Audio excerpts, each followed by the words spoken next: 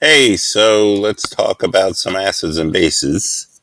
These are some examples. It would have been nice if we could do the lab where you kind of test the pH of some things, but soda, tomatoes, weak acid, milk, I guess if it's sour. I don't know that that's really bad. Vinegar, lemon juice, stomach acid are much stronger. Water is neutral. Toothpaste, baking soda are weak bases. And when you get stung by a wasp, or if you use oven cleaner or any cleaners, those tend to be bases. All right.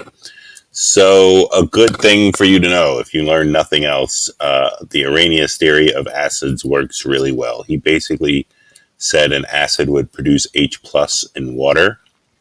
Sometimes I might call that a proton, and a base will produce OH minus in water. And basically, here's the classic example: HCl will dissociate into H plus and Cl minus, and sodium hydroxide will dissociate into Na plus and OH minus. So that H plus and OH minus are the keys here to an acid and a base. This is just that Arrhenius also came up with back then when he was alive that carbon dioxide was probably not good for the environment. So he figured that out first. So when I call H plus a proton, if you think about what hydrogen is, it's a proton and an electron. And basically, if we were to get rid of that, we would have a plus charge. And that means all that's left is a proton. So H plus is basically just a proton. And the beauty of all acids and bases is when they come together, they form water. H plus with OH minus will form water. In fact, there are some teachers who will take concentrated acid and then show you how concentrated it is by dissolving metal in it or something, and then a strong base and dissolve something in the base and then mix them perfectly together so that they make water and then drink it. So I will not do that because that's not good if you don't do it perfectly correctly. So the other things, what about the sodium and the, right, here's the sodium and the chlorine. What are they doing? Well, we call those spectator ions because they don't do much. They just sort of watch what's happening. They're not anything of import in these reactions. We're more interested in the H plus and the OH minus. Okay, so here are some acids. We talked about this back when we were naming things. Acids always start with an H, a leading H anion. Typical formula, H, A being the rest of the acid. How many H's you need, because each one's a plus one, is dependent upon the anion, the negative part, and how many charges they need. So chlorine, you remember, as a chloride ion is minus one. So it would need one H plus. HBr, Br is minus one, so it would need one. SO4 is minus two, so that would need two plus ones to equal zero. PO4 is minus three, so that would need three H's to equal zero. Remember this back when we were doing this. So weak acids, you should know: acetic acid, citric acid, vitamin C, ascorbic acid, formic acid. These are all weak acids. Formic acid comes from ants. Vinegar is a weak acid, right? You can drink that. It doesn't drive you nuts. Citric acid doesn't drive you nuts. So we were talking about how that's what's in flavor enhancers. So those are things that are weak enough that you can run through them in your body and it won't do you any harm. So think of an acid as basically H plus acting like an ionic metal, right? Instead of being stuck in a covalent bond, acids have H pluses that dissociate like a sodium or a potassium might. So bases are typically, if they're strong bases, it's going to be a metal plus OH minus. Again, the charge of the metal will determine how much OH minuses you need. So sodium has a charge of plus one, so it needs one OH minus. Calcium has a charge of plus two, so it needs two OH minuses to equal zero. Weak base wise, we're going to basically go with amines, things with a nitrogen on it. That nitrogen has a basic lone pair. We'll talk about that later. But so ammonia, triethylamine, anything with a nitrogen in it will be considered a weak base. Anything with an OH will be considered a stronger base.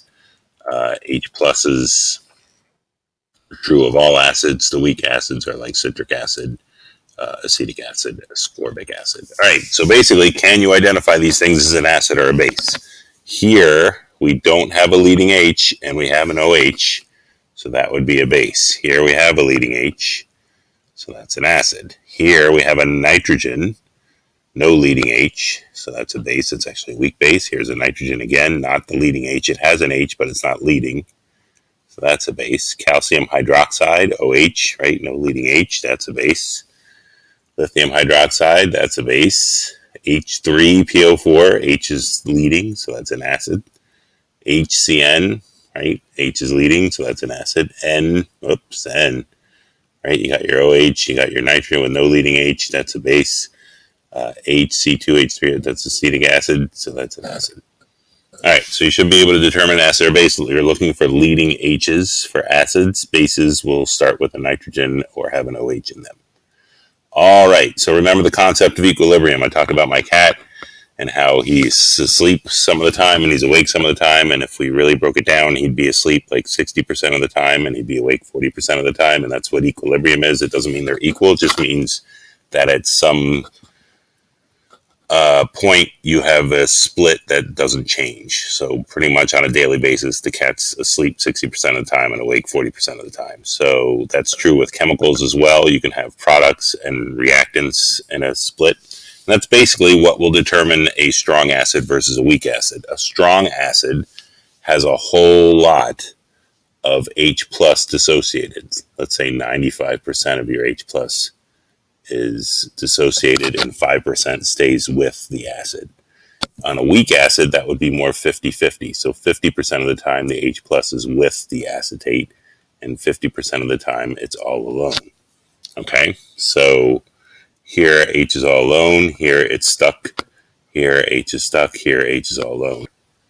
That H plus can do damage, and so weak acids tend to hold their H's back on the anion. And another way to think about that, a weak acid is like a dog on a leash, whereas a strong acid is the dog all on its own, right? So if the dog is the H plus, right? So you're not quite as worried about a dog that has a person with a leash holding it from doing any damage. When that dog is off the leash, that's when you got to worry about it. And that's what a strong acid is.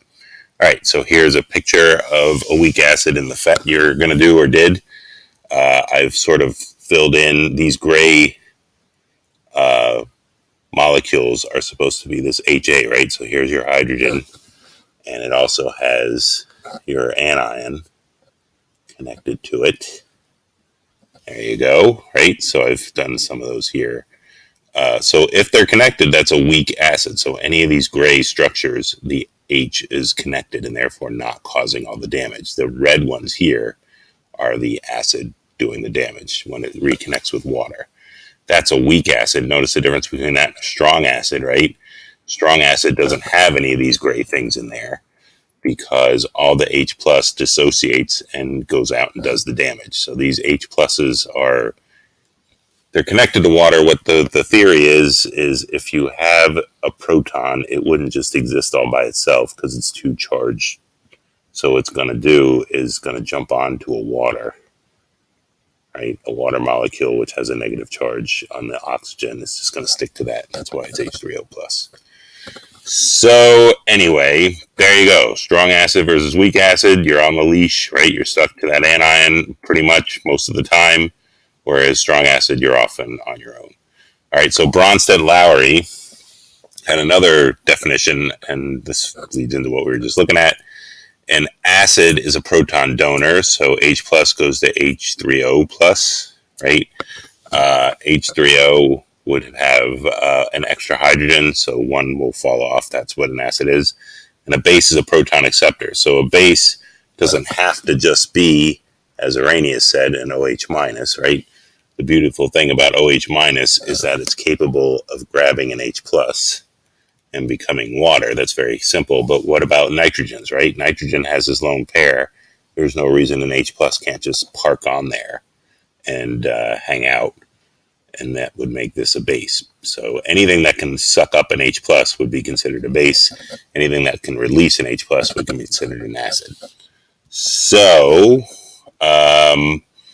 and then we'll talk a little bit, right, about, we've seen this already, that constants can be limiting. If there's only a certain number of M&Ms that I can fit into an Easter egg, then then as one goes up, the other one goes down. So as I increase the number of yellow M&Ms, I have to take out white M&Ms. And we talked about how this is an inverse relationship, right?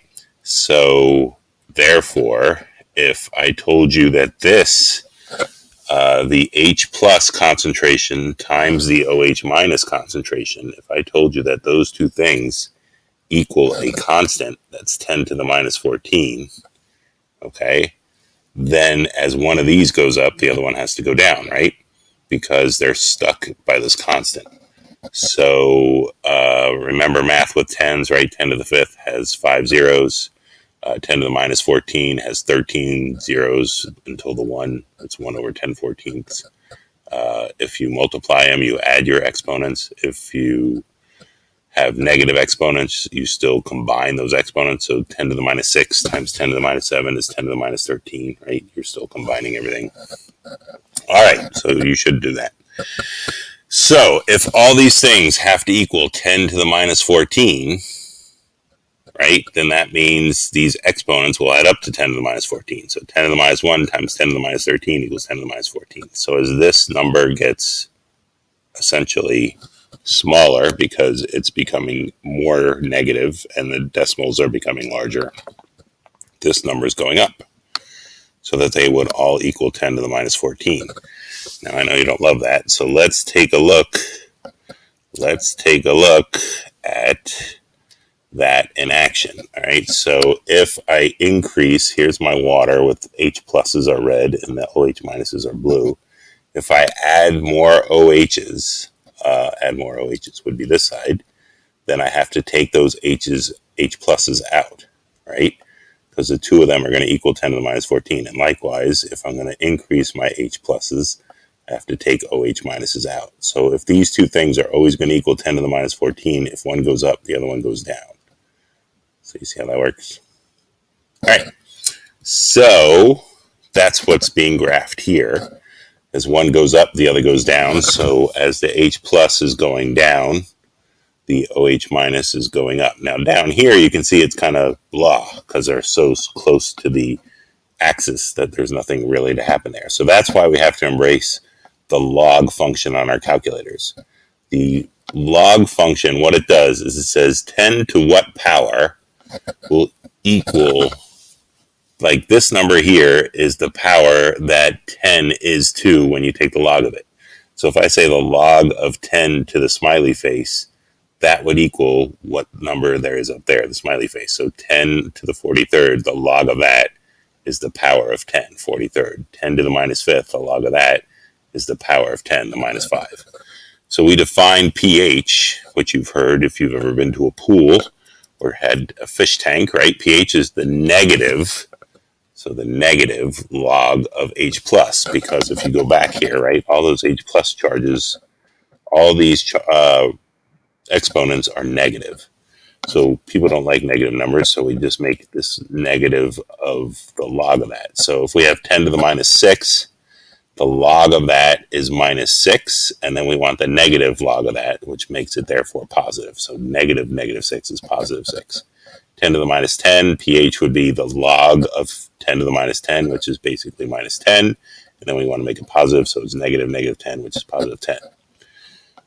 All right, so let's do some practice. If we had 0.1, that would be 10 to the negative 1, right? The log of that would be negative 1. The negative log of that would be negative 1, which is positive 1. And therefore the pH is 1, right? The log of 10 to the minus 3 is minus 3. The negative log of that log, minus 3, equals plus 3. So the pH would be 3. Right, so the log of 10 to the minus 5 is minus 5. The negative of that, makes that plus 5. Right, so the log of negative 7, the log of 10 to the minus 7 is minus 7, and then we want to make that positive, so negative 7 is positive 7. Thanks, computer. Right, so negative 10, and we want to make that positive, it becomes positive 10. So the log of 10 to the minus 10 is minus 10, and the negative log makes that positive 10. And this would be plus 14. All right. Why do we take pHs then? Because it makes this U-shaped curve into more of an X shape, right? All these things here, minus 13 becomes plus 13, and minus 1 becomes plus 1. So now these two things equal 14, not 10 to the minus 14. And that's nice and easy to remember. And instead, what we have is an X instead of this weird U. So the point of all that is the pH of 1 to 6 means the concentration of H is greater than OH, right? So pH of 1 to 6 means that your concentration of H, right, this number is is larger than these base numbers. These 10 to the minus 1 is larger than 10 to the minus 13. 10 to the minus 2 is larger than 10 to the minus 12. So 1 to 6 means protons are more than your OH. 8 to 14 means you have more OH than H plus. And if it's 7, then they're both equal to each other. So pH is 7 right here. I'll do that in green. Right? So that's where they're equal. And then down here is where you have the opposite. Your base is bigger than your acid in its charge. All right, so down here, those numbers are bigger than these numbers. Problem is you're trying to figure out the concentration of H plus from the pH. Now remember that the pH is equal to the negative log concentration of H plus. And for those of you taking math, the way you get out of that is you raise everything times, so 10 to the pH is equal to 10 to the log of H plus, which is basically, when you see that, that's the concentration of H plus. That's what it is by definition. So we still have that negative in, so we're going to throw in the negative. Actually, it ends up there. So 10 to the negative pH. So 10 to the negative 9.15 will equal the concentration of H plus. That, I guess you put it up there, maybe? Anyway, all right. So there's your answer. You just got to raise 10 to the power of whatever the pH is to figure out what the H plus is. And 10 to the 9 minus 9.5 is, so we just put 9, thank you, computer, 9.15. And raise that to the power 10, 7.08 times 10 to the minus 10. So that's 7.08 times 10 to the minus 10. That's molarity. That's what your concentration of H plus is. All right, so moving on to the next one. If we have H plus and we're looking for OH minus, remember that the concentration of H plus times, that should be in a different color, times the concentration of OH minus is going to equal 10 to the minus 14.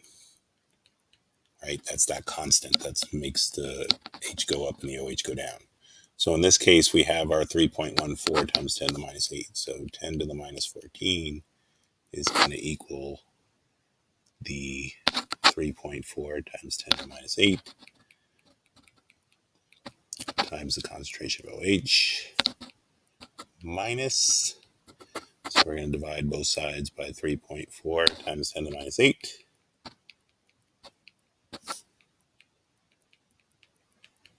And that's going to give us our answer. So again, doing this on the calculator, we have the negative 14, 10 to the minus 14 divided by 3.4 times 10 to the minus 8, 3.4 exponent negative 8 equals, and we're going to get 2.94 times 10 to the minus 7. So our answer is our answer is 2.94.